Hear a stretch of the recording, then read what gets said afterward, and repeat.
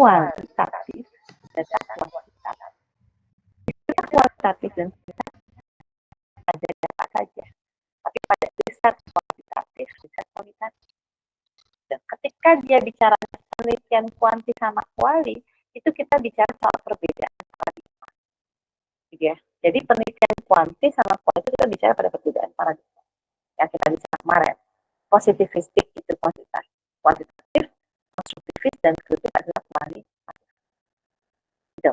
Tapi istilah kuanti-kuali juga melekat pada data. Ada data kuanti, ada data kuali. Begitu melekat pada data, maka itu bukan bicara soal paradigma.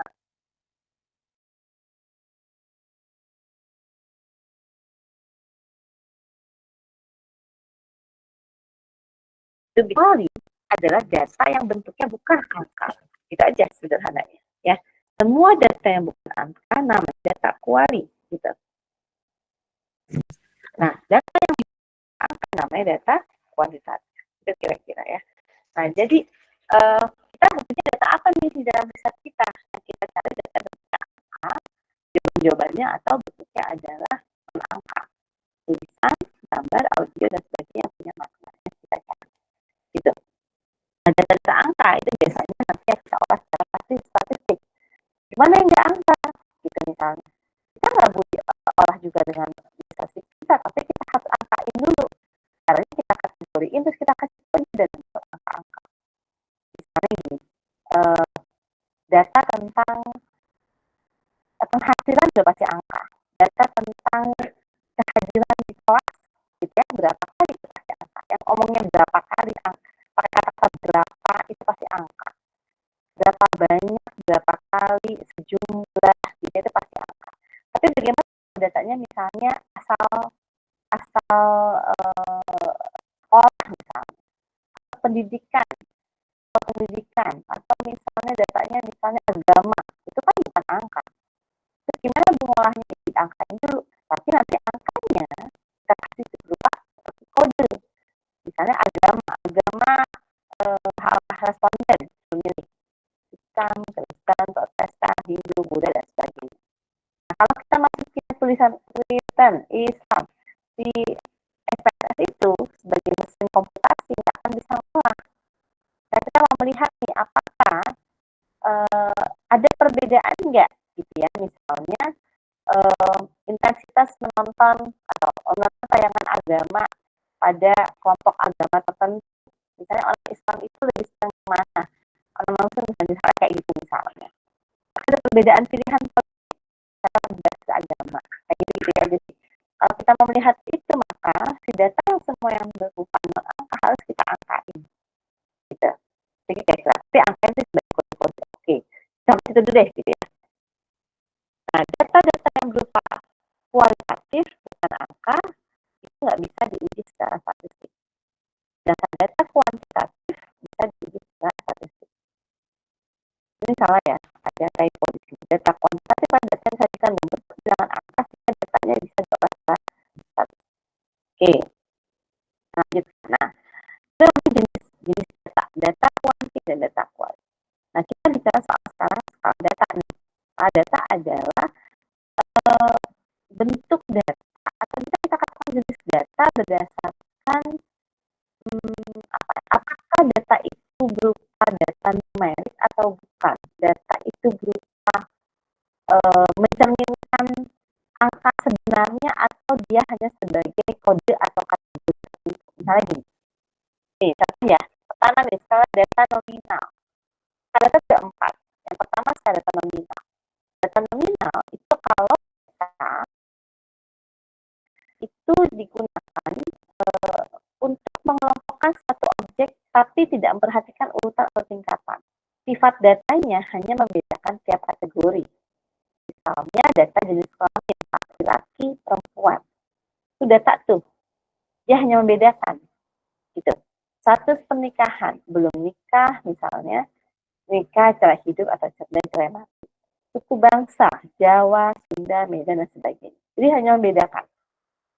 Artinya ada kategori jenis kelamin tertentu lah kita perempuan. Nah, setiap jawaban ini itu hanya sebagai pembeda data yang membedakan antara kelompok responden tertentu. Tidak menunjukkan soal urutan atau tingkatan. Jadi angka nanti, kalau kita bikin angka, misalnya gini, jadi kelamin laki perempuan, kita masukin di SPSS untuk diolah, kita kasih kode laki-laki angka 1, perempuan angka 2. Tapi data itu, laki-laki 1, perempuan 2, tidak menunjukkan angka sebenarnya, gitu. Tapi hanya sebagai angka simbolik kode. 1 sebagai laki-laki, 2 sebagai angka 2 sebagai perempuan. Gitu. Jadi tidak bisa mengatakan bahwa angka 2, simbol 2 perempuan itu adalah 2 kali laki-laki. Gitu ya. Bisa sampai sini bisa dipahami? Apakah bisa dipahami atau ada yang mau tanya?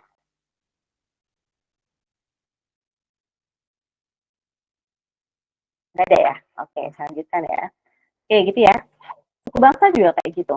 Jawa, Sunda, Medan. Jadi kalau kita misalnya suku bangsa ada 5, ketemunya dari 5 suku bangsa, kita kasih kode. Jawa 1, Sunda 2, Medan 3, misalnya 4 dan sebagainya. Jadi angka itu perlu nanti kita menjadi yang kita input di SPSS gitu. Jadi kalian nanti nggak bisa inputnya berupa tulis.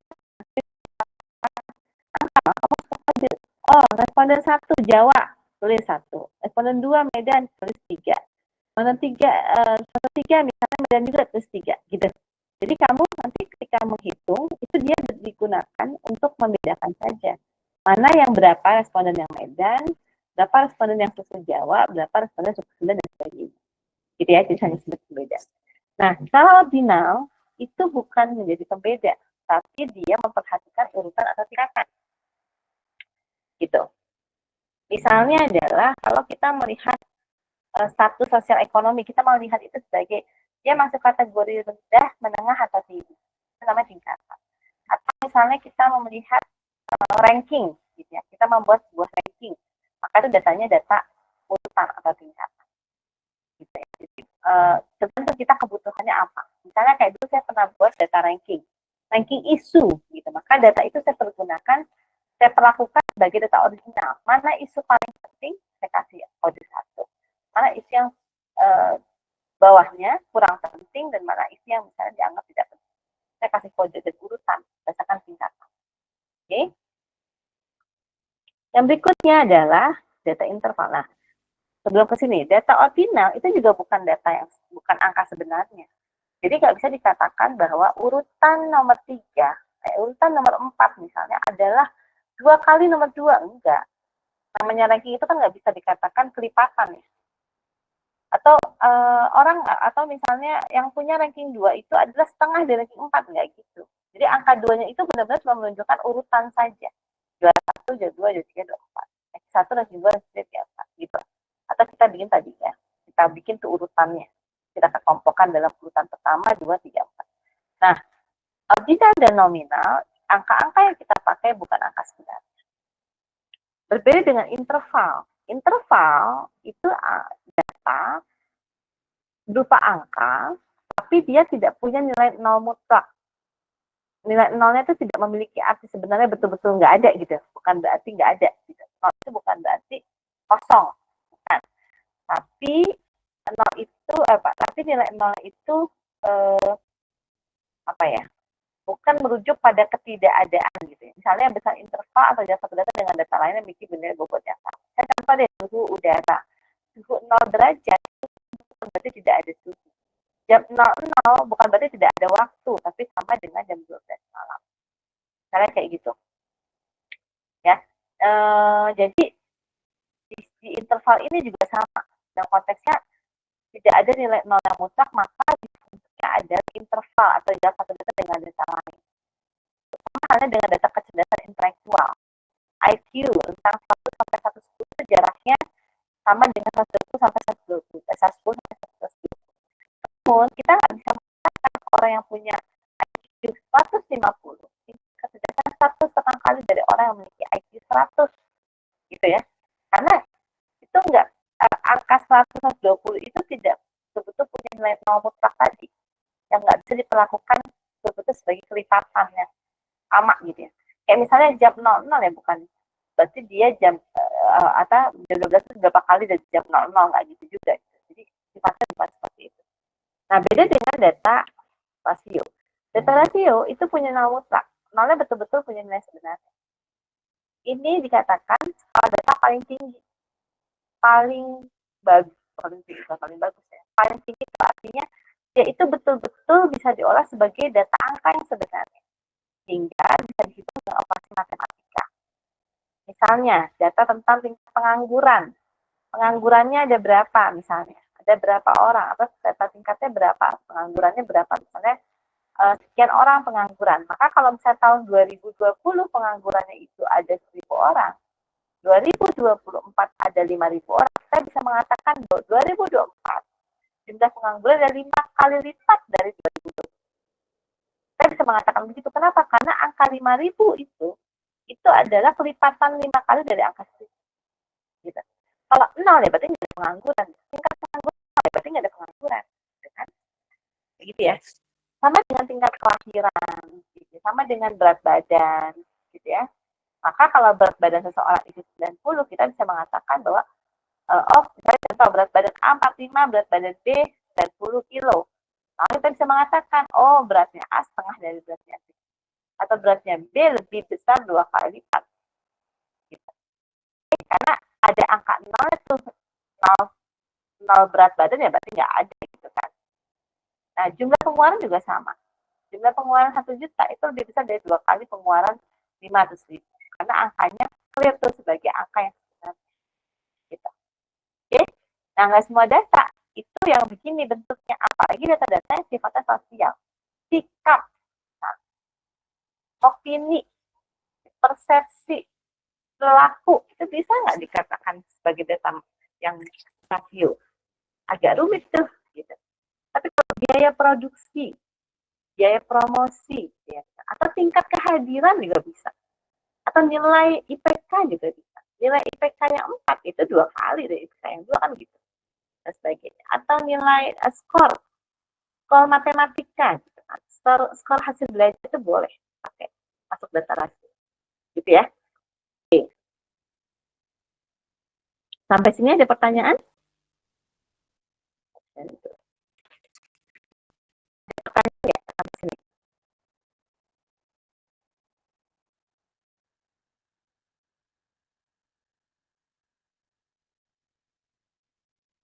Akan tanya. Soalnya nanti kalau kamu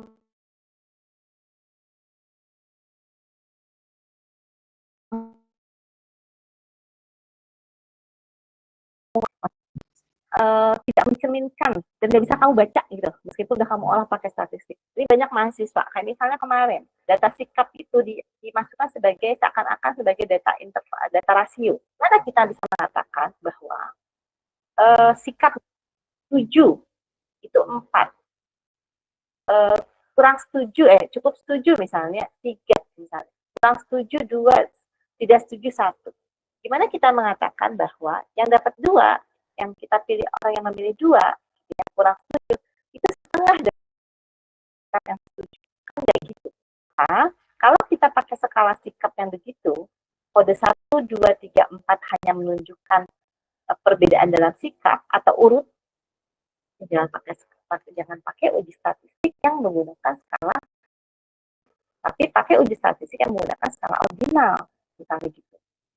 Ya, kamu aja banyak beberapa korelasi bisa menggunakan itu. Tapi biasanya kalau di SPSS itu pilihannya Kedaltau atau Sperman Rule. Kalau berupa ranking pakai Sperman Rule bisa. Kalau berupa ranking ada data ordinal, ada data nominal itu pakai Kedaltau juga bisa. Tapi jangan pakai Pearson correlation. Nanti bacanya bingung. Atau lagi pakai regresi. Nah, ini masuk sering banget keliru. Pakai regresi. Regresi itu nggak bisa pakai skala yang bukan rasio. Bingung bacanya. Kemarin mahasiswa ujian bingung bacanya. Coba kamu baca. Kenapa? Karena regresi itu nanti untuk memprediksi. Kalau X-nya sekian, maka Y-nya akan sekian. Contoh gini, kita mau uji regresi nih untuk membuat prediksi. Biasa dipakai di orang-orang ekonomi, gitu ya. Misalnya untuk memprediksi tingkat penjualan misalnya. Saya memperkirakan nih, tahun depan berapa sih jumlah penjualan kita? Bisa diprediksi nggak? Bisa. Karena dia melihat pola. jumlah penjualan 10 tahun terakhir.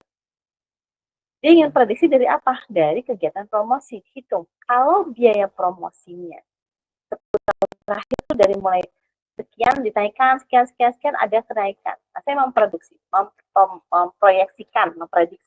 Kalau biaya promosi di tahun ini saya naikkan 1 juta, berapa kira-kira ya jumlah penjualan akan meningkat? Gitu. Nah, itu saya bisa pakai regresi. Kenapa? Karena biaya promosi itu ada skala rasio, clear ya sebagai angka, gitu ya. Dan penjualan juga skalanya rasio. Jadi ketika nanti jadi model regresi muncul hasil ujinya kan ada model regresi, kita bisa bacanya begini. Oh, kalau kita tambah nilai biaya promosinya itu sekian juta, maka berapa penjualannya yang akan bertambah? Gitu. Berapa tingkat penjualan akan meningkat? Gitu. Tapi kalau misalnya kamu mau pakai regresi dengan memperkirakan sikap mahasiswa, kalau dia mengakses media itu gimana? Kalau dia bertambah 3 kali mengakses media, maka sikapnya akan naik 4. Gimana? Atau sikapnya menjadi 10. Gimana 10 maksudnya? Gimana sikap 4? Karena sikap itu bukan angka.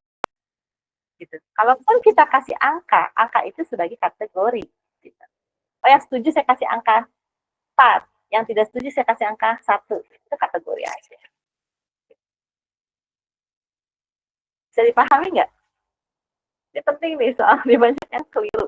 Dan begitu udah keliru, bukan deh. Logikanya harus diulang sebenarnya risetnya. Kenapa? Karena alat ukurnya salah. Sebenarnya salah. Oke, sampai sini silakan tanya. Boleh bertanya.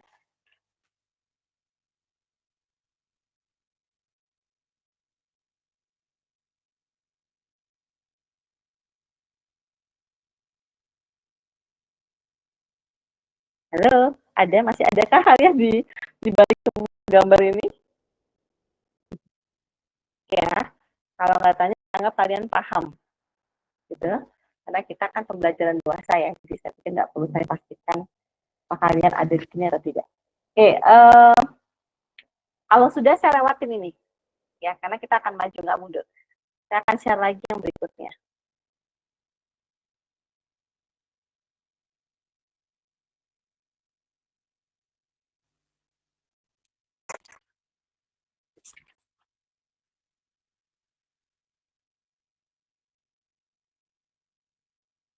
Oke, saya coba tes dulu deh. Masih kedengeran nggak suara saya? Atau sudah tampak belum? Ya.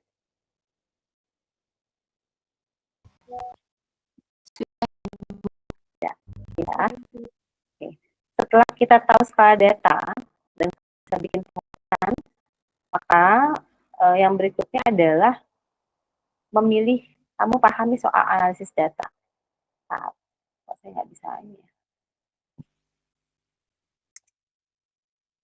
Saya coba untuk slideshow, agak buffering. Belum muncul ya di kalian ya? Apakah sudah muncul slideshow-nya? Enggak, Bu. Ya, ulang lagi deh.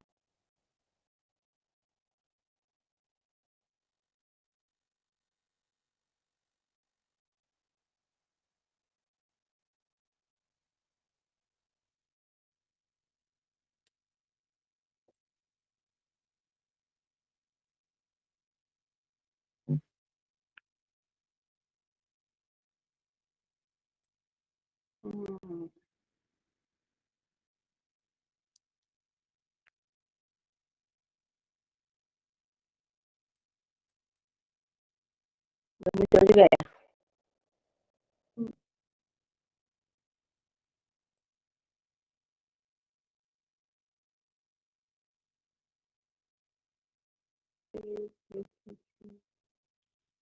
Oh, belum muncul ya? Oh, ya. Sudah muncul? Udah. Oke. Oke, kita masuk ke berikutnya. Setelah kita menentukan skala data di instrumennya, sebar instrumen, dapat hasilnya, maka kita masuk pada tahap akhir, yaitu analisis data dan interpretasi. Analisis data itu dan interpretasi itu dua hal berbeda. Analisis data itu proses kita mengolah data dan kemudian mengorganisir, mengurutkan dalam pola, kategori, uraian, gitu ya. Dan kemudian kita mengolahnya secara komputasi. Jadi analisis data itu ada pengolahan dan penyajian. Pengolahan itu seperti pengodingan, pemilahan, perhitungan, dan sebagainya. Penyajian itu menampilkan bentuk tabulasi, bentuk diagram, bentuk sajian-sajian yang memang dibutuhkan dan sebagainya. Oke, itu analisis data. Nah, setelah data dianalisis, kita nih sebagai peneliti itu punya kewajiban melakukan pemaknaan atas hasil analisis. Karena angka is just a number gitu, nggak punya meaning kalau kita nggak interpretasi. Jadi hasil angka-angka pengujian itu harus diinterpretasikan, ditafsirkan, dimaknai, gitu. Maka interpretasi hasil analisis itu ada memberikan arti signifikan terhadap analisismu, menjelaskan seperti apa pola yang terbentuk, uraiannya kayak gimana, hubungannya seperti apa antar dimensi dengan menggunakan perspektif teori. Itu digarisbawahi. Kalau analisis data kita nggak ngomongin teori, kita hanya mencoba mengolah dan menyajikan data dalam bentuk kata, gitu ya. Nanti bentuknya bisa diagram, bisa tabulasi dan sebagainya.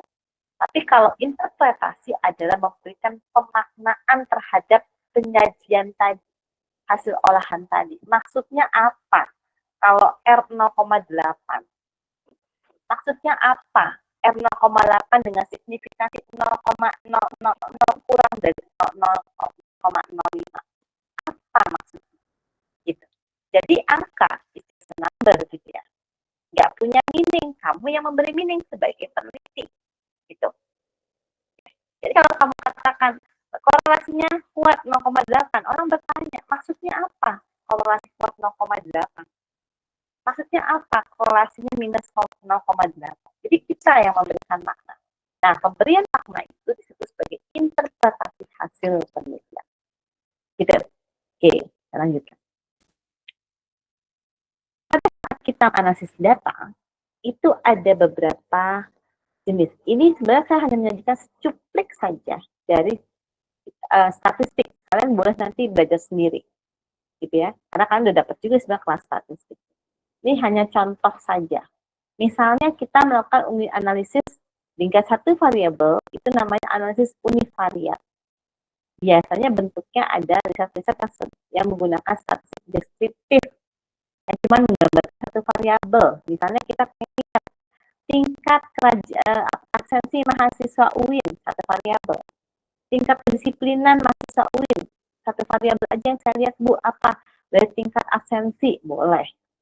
Kemudian melihat rata-rata prestasi mahasiswa UIN, boleh. Data apa, Bu?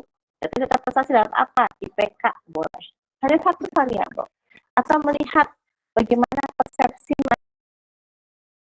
UIN terhadap X gitu ya, terhadap kebijakan rektor yang ini, itu boleh. Itu namanya riset deskriptif, hanya satu variabel. Analisisnya namanya analisis univariat. Nah, tapi kalau kamu ingin melihat dalam risetmu hubungan antara dua variabel, hubungan sebab akibat antar variabel, maka kita bisa menggunakan bivariat atau multivariat. Pokoknya kalau lebih dari satu itu bivariat, kalau dua atau lebih dari dua multivariat, gitu. Itu namanya seperti itu. Karena ada beda-beda tuh nanti statistiknya. Ada statistik untuk univariat, bivariat atau multivariat. Berapa variabel sih akan diujikan atau diteliti. Oke. Kalau kita menggunakan bivariat, hubungan antar dua variabel itu bisa hubungannya simetris. Kita hanya melihat hubungan, tapi tidak melihat ada saling keterpengaruhan satu sama lain.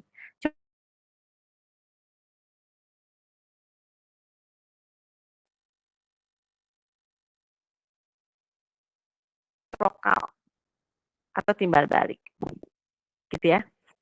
Atau asimetris, kalau melihat pengaruhnya disebabkan variabel yang sudah clear gitu ya. Oh, ini berpengaruh pada ini menurut teori dan sebagainya.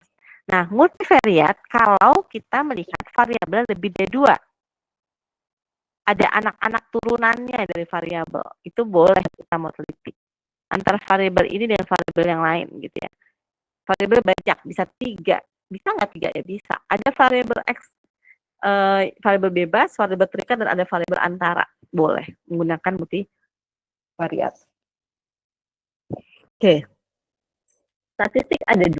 Statistik deskriptif dan statistik inferensial. Kamu yang untuk urusan-urusan statistik kamu bisa baca di buku statistik. Begitu kamu sudah mulai olah skripsimu pakai kuanti, mulai tuh punya buku tentang olahan data statistik. Ya khusus untuk sosial, ilmu sosial. Karena beda ya dengan ilmu sains. Nah, statistik deskriptif kalau kita hanya ingin menggambarkan gejala saja atau fenomena saja di satu variabel. Sedangkan yang inferensial itu disebut statistik parametrik, itu digunakan untuk riset-riset yang sifatnya mengeksplanasi, menjelaskan hubungan antara 2 variabel atau lebih. Itu namanya statistik inferensial.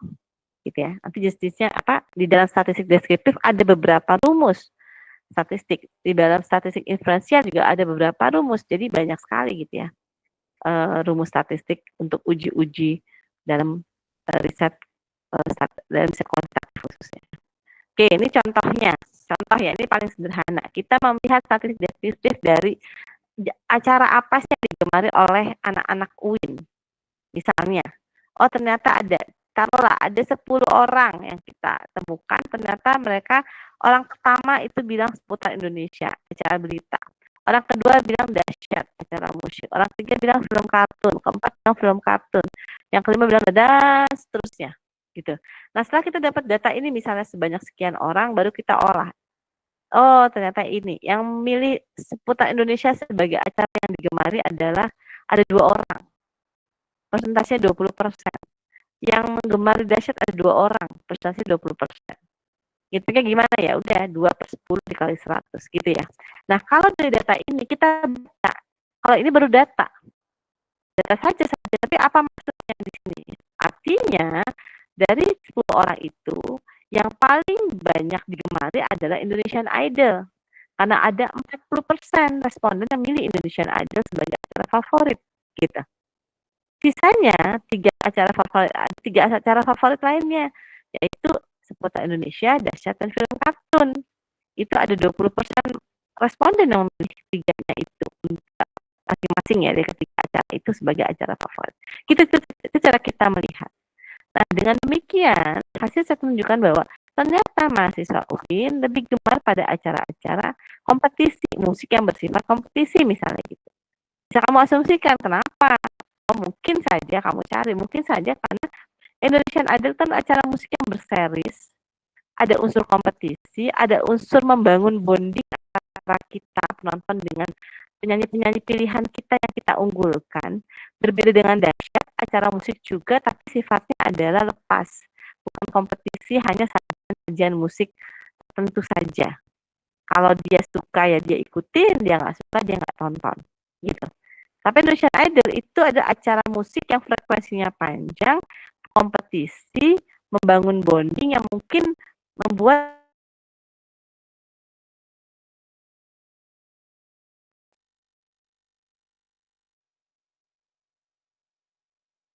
yang lain.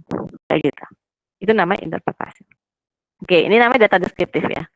Nah, data deskriptif itu bisa kita hitung nilai rata-ratanya, nilai tengahnya, atau frekuensi apa yang paling sering muncul, modus namanya. Ini salah satu pilihan dalam uji statistik deskriptif. Oke. Nah, saya tinggalkan yang deskriptif ya. Saya pikir udah lebih gampang lah, hanya penyajian data-data secara secara sederhana, maka distribusi frekuensi misalnya, dan sebagainya. Nah, sekarang kita masuk ke statistik inferensial. Statistik inferensial seperti tadi saya jelaskan untuk menjelaskan hubungan keterkaitan sebab akibat antara 2 variabel atau lebih. Hubungan itu bisa dibedakan. Ada hubungan yang sifatnya asosiatif, melihat derajat hubungan dua atau lebih variabel, nah yang kita perhatikan adalah nilai dari koefisien korelasinya berapa. Biasanya selalu umumnya adalah minus 1 sampai dengan plus 1. Kenapa minus 1 dan plus 1 itu dikatakan ada simbol minus dan plus? Itu range-nya ya. Korelasi itu bisa minus 1 sampai dengan plus 1. Jadi misalnya minus 0,8, minus 0,7. Nah, minus sama plus itu nanti saya akan jelaskan, itu menunjukkan adalah jenis hubungannya seperti apa.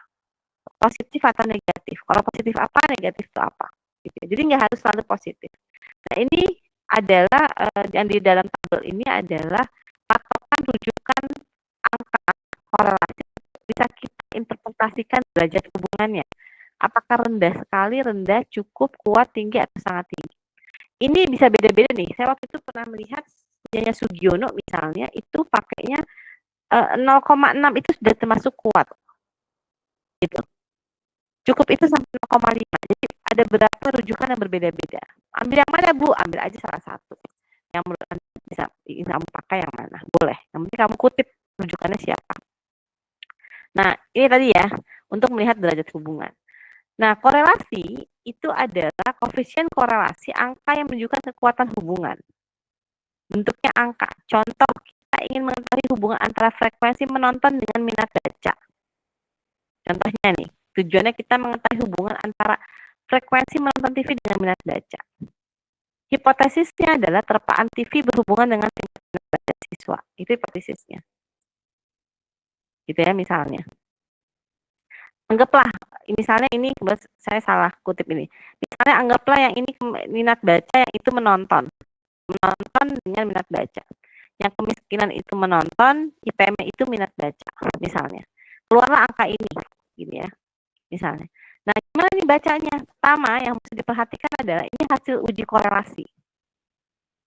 Pertama ini, diperhatikan nih, angka yang melihat ini menonton dengan minat baca. Ada minusnya, gitu ya. Dan ada tanda bintangnya, ada angkanya, ada tanda bintang. Tanda bintang di sini itu sudah menunjukkan bahwa korelasinya signifikan. Ini tanda bintang di bawah nih. Pada level 0,01, yaitu dengan menggunakan 1% signifikan errornya. Ya. Jadi ini artinya ada hubungan nih yang bintang-bintang ini dan signifikan. Signifikan itu hubungan itu nyata gitu ya. Nggak menduga-duga. Gitu. Kita perhatikan bintangnya ada nggak, berapa angkanya, dan angka minus atau positif atau plus. Minus atau positif atau negatif atau plus tadi ya, plus itu positif. Nah, ini yang signifikan 0,0 saya tandain merah ini artinya tanda signifikannya. Untuk membaca dia signifikan atau tidak signifikan sih korelasinya pada level 0,01.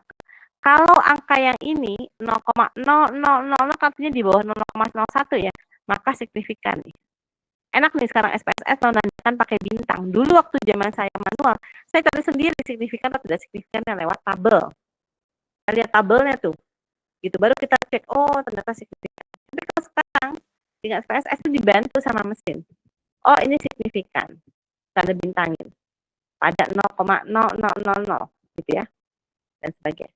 Tanda N ini adalah jumlah respondenmu. Ada 34 orang yang kamu teliti. Gitu. Oke? Lanjut. Nah, ini angka. Kalau kamu baca cuma ada hubungan sebesar 0,674 minus 0,7, artinya apa? Nah, itu kamu harus artikan tuh.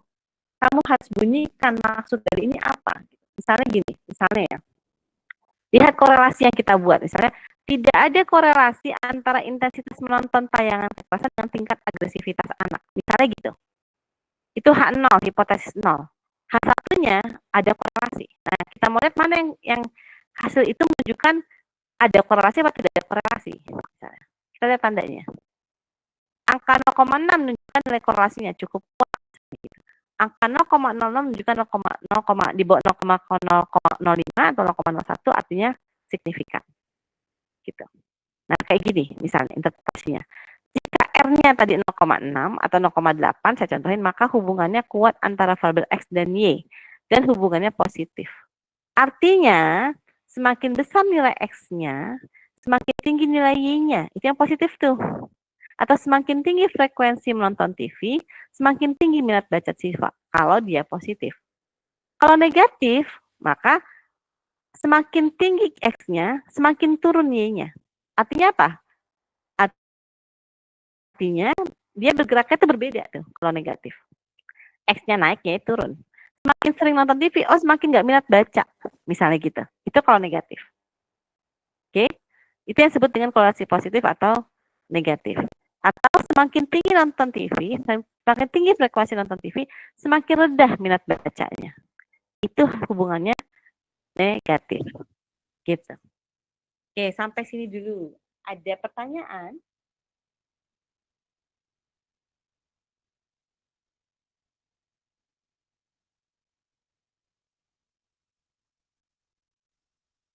Ada pertanyaan ya?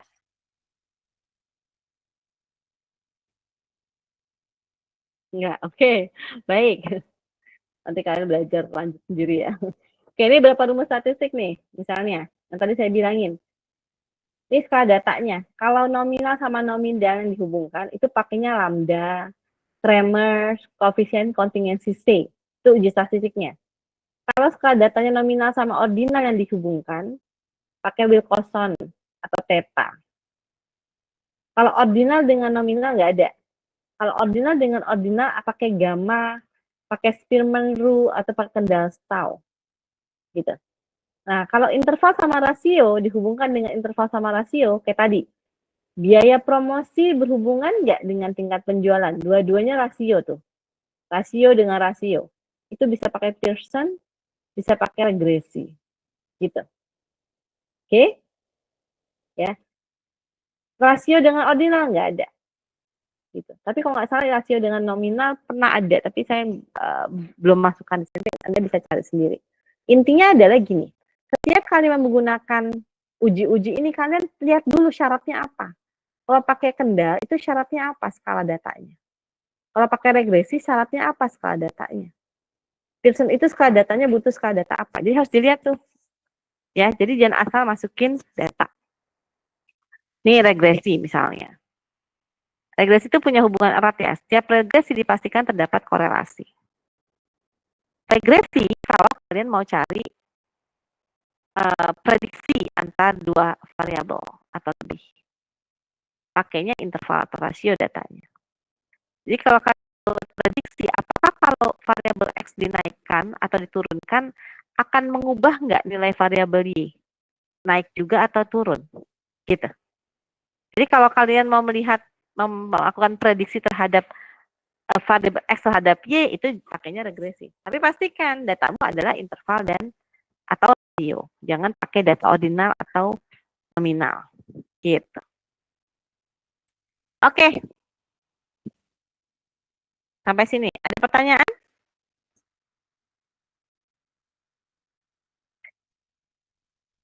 Ada yang ingin ditanyakan?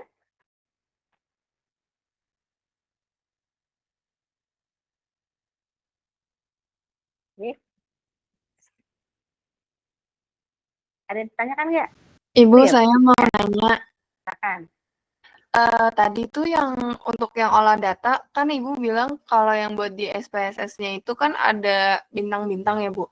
Nah, kalau misalkan di SPSS itu belum ada bintang-bintangnya, berarti tuh hasilnya harus diulang lagi atau gimana, Bu? Enggak perlu diulang. Cukup dikatakan bahwa ternyata korelasi antara variabel kamu, antara X sama Y itu tidak signifikan. Artinya tidak betul-betul nyata punya korelasi gitu. Itu nggak apa-apa, itu hasil risetmu gitu. Tapi sebenarnya kalau kita kaji lagi gitu ya, Azahra, bisa saja itu ternyata ada hasil kita dalam membuat output. Gitu. Tapi kalau saat ini intinya bisa nggak hubungan itu tidak signifikan? Bisa aja. Tapi akan menjadi perhatian atau akan menjadi pertanyaan kalau ternyata di teorinya itu relasinya signifikan. Ada korelasi antara misalnya terpaan menonton gitu ya, menonton kekerasan dengan perilaku agresif misalnya, itu teruji tuh di mana-mana, signifikan tuh. Semakin sering anak nonton kekerasan, semakin agresif tuh anak-anak. Tiba-tiba ya, riset itu menunjukkan tidak signifikan. signifikan hasilnya. Padahal teorinya mengatakan hubungannya itu jelas-jelas nyata dan sudah terbukti berkali-kali dalam berbagai penelitian tentang variabel tersebut. Terus kamu hasilnya tidak signifikan. Itu dipertanyakan tuh pasti. Kok bisa nggak signifikan? Jangan-jangan alat ukurmu yang bermasalah. Gitu ya Zahra. Tapi kalau ujinya itu ternyata ada hal-hal yang menurut kamu ragukan, iya jangan-jangan korelasi ini sebenarnya akan ada, tapi belum tentu mungkin terjadi karena adanya faktor lain. Gitu. Kamu itu bisa jadi temuan lagi gitu dalam penelitian kita. Itu mengartikannya begitu ya, menginterpretasikannya. Tapi kalau untuk membaca secara statistik saja, itu artinya ya nggak apa-apa kalau dikatakan oh nggak signifikan ya, oh kenapa ya? Berarti ya udah dianggap bahwa korelasinya 0,6, korelasi cukup kuat atau kuat, kamu tidak betul-betul bisa dipastikan ada korelasi nyata di antara keduanya. Nah itu harus kamu cari tuh argumentasinya.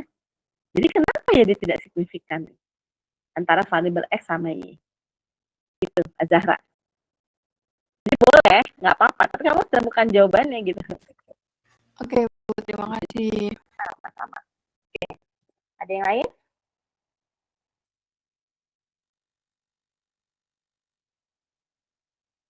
Nah, yang menarik gini, justru yang menarik adalah kalau ternyata di dalam teori korelasinya itu positif ya. Oh, kalau X-nya bertambah, naik, maka Y-nya bertambah. Misalnya gitu ya, kayak tadi lagi ya. Teorinya ngomong bahwa anak-anak yang sering nonton tayang kekerasan akan semakin agresif gitu ya perilaku. Itu teorinya tuh. Udah berkali-kali diuji hasilnya gitu, tayang kekerasan berpengaruh. Terus suatu saat kamu teliti nih, ternyata hasilnya kok berhubungan tapi negatif ya. Negatif itu artinya gini, semakin anak itu nonton, nggak semakin jadi agresif kok, gitu. Gimana ya menjelaskannya? Gitu ya misalnya, atau durasi yang nonton tinggi tapi dia nggak agresif, nggak ada korelasinya. Yang nontonnya rendah, agresivitasnya justru naik gitu ya. Malah ada agresivitas yang nontonnya cukup sering enggak. Kenapa ya? Ternyata ada satu penjelasan. Ada satu riset, dan itu akhirnya sudah menjadi teori juga, bahwa pengaruh menonton tayang kekerasan tidak selalu menyebabkan agresivitas pada anak.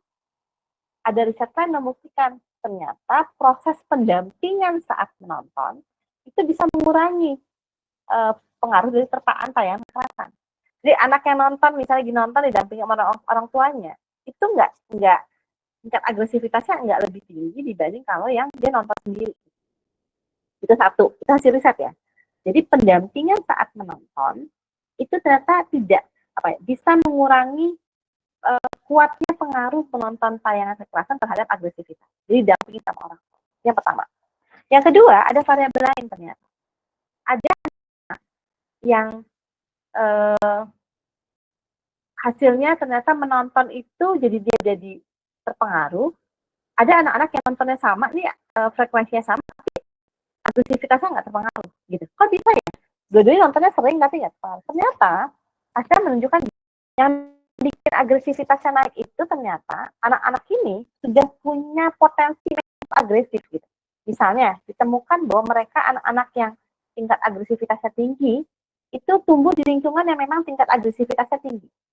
Jadi lingkungannya itu emang sering berkata-kata kasar, kemudian banyak melakukan tindakan-tindakan yang kekerasan fisik, kekerasan verbal dan sebagainya. Nah, anak-anak yang tinggal di lingkungan yang nggak kayak gitu, meskipun dia nonton tayangan kekerasan, itu nggak jadi agresif gitu. Jadi lingkungan di mana dia tinggal itu menentukan loh pengaruh dari tayangan. Gitu. Ya, jadi ada banyak riset yang kerap kali memberikan temuan-temuan berbeda dari teori yang tampaknya hanya menguji pada variabel, tapi ada loh variabel lain yang berpengaruh terhadap kekuatan dari relasi ini, korelasi ini. Itu banyak. Jadi nggak selalu kayak gitu loh. Ada variabel lain yang mempengaruhi hubungan antara terpaan tayang kekerasan dengan perilaku agresivitas anak. Nah itu tugas kita sebagai peneliti, melakukan elaborasi dari hasil riset-riset lain di jurnal. Gitu. Ya, mudah-mudahan bisa dipahami. Ada lagi pertanyaan lain? Silakan. Kalau kalian belajar SPSS, minggu depan saya coba, saya nggak bisa download di sini ya. Mungkin bentuknya YouTube kali ya. Tapi kalau YouTube tuh banyak banget cara. Saya nggak bisa download SPSS di laptop saya soalnya yang sekarang. Gitu. Atau kalian yang punya SPSS nggak? Di laptopnya. Atau coba download. Nanti kita latihan. Gampang. Sebenarnya kamu lihat YouTube aja bisa melakukan gitu. Sekarang banyak resource-nya. Gitu ya. Tinggal masukin input data nama variabelnya, setelah itu muncul, setelah itu baru input data satu-satu. Gitu. Tinggal kamu milih olahan datanya pakai uji apa. Kalau di YouTube banyak banget tutorialnya sekarang. Makanya menurut saya itu lebih mudah dipelajari dibanding memahami proses dalam pembuatan alat ukur gitu ya, sampai menentukan dan saat dipakai. Oke, jadi kita otomatis tuh lompat. Oh, udah pakai SPSS saja. Paham nggak yang dipakai yang mana? Yang diklik yang mana? Datanya yang mana?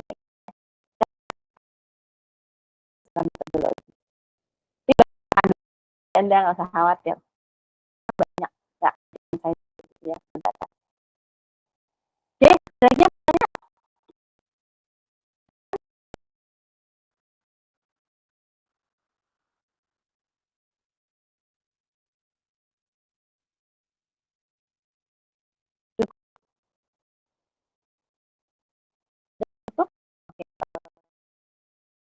absen ya?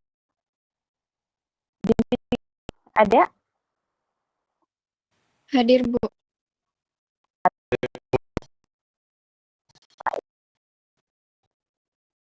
Faiz? Faiz izin.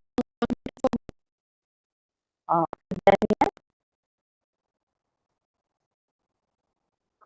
Sidania? Ada. Halimatus Sa'dia? Halimah hadir, Bu. Ahnas hadir, Bu. Siti Sarah? Siti Sarah Melia hadir, Ibu. Biasa?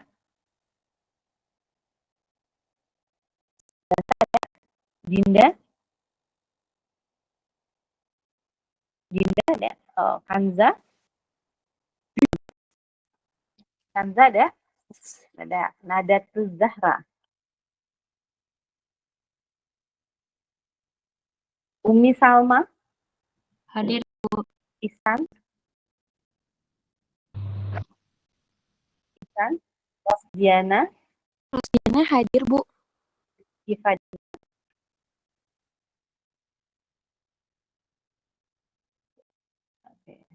Raisa?